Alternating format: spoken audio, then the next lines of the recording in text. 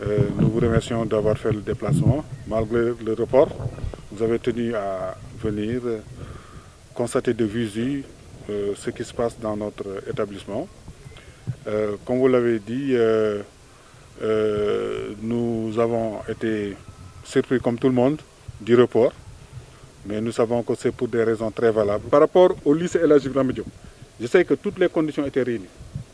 Ici, bon maintenant je ne sais pas ce qui se passe ailleurs, mais là toutes les conditions étaient réunies pour la reprise des cours. Parce que tout ce qu'on a demandé pour comment dirais-je, le respect des gestes barrières, de la distanciation, de matériel d'hygiène, de sécurité, vous pouvez visiter. Dans chaque salle, il y a 20 tables bancs. Donc un élève par table banc.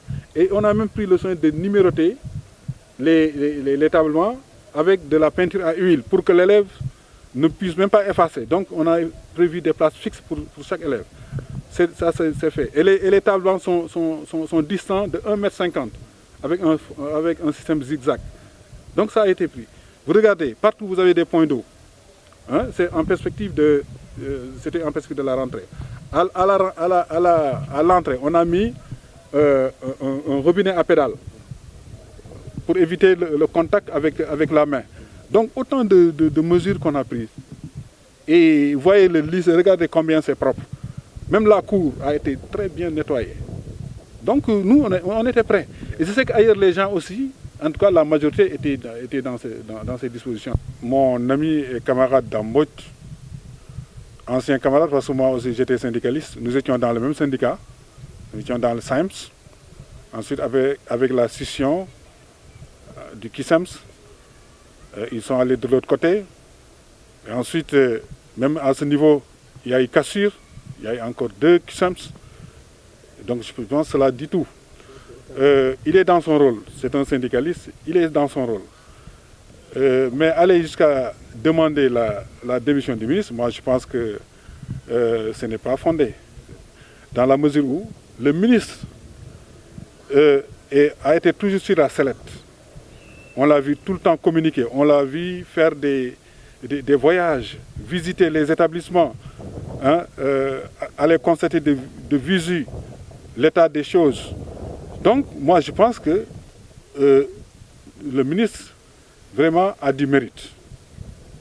Maintenant, comme je l'ai dit, à l'impossible nul n'est tenu. Je pense que le ministre ne peut pas quand même faire tout ce travail et pour un rien dire que la rentrée est reportée. Donc, je pense plutôt qu'il faut l'encourager. Il faut encourager toute son équipe.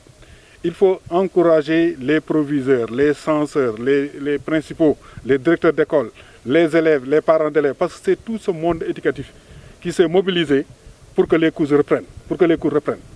Ça quand même, donc il faut dire que tout le monde démissionne.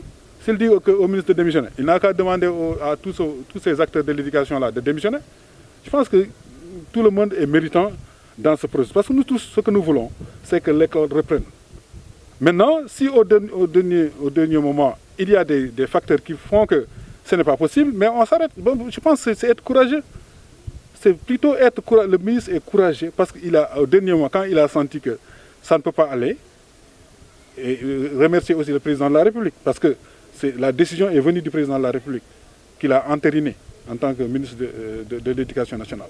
Moi, je pense qu'aujourd'hui, on n'a pas à se tirer dessus. Nous sommes tous Sénégalais. Nous voulons tous la marche de l'école, la bonne marche, la réussite de l'école, la réussite de nos enfants. Donc, se tirer dessus, je pense que c'est perdre de vue l'objectif principal de l'école, qu'on soit enseignant, qu'on soit ministre ou bien député, c'est de faire réussir nos enfants.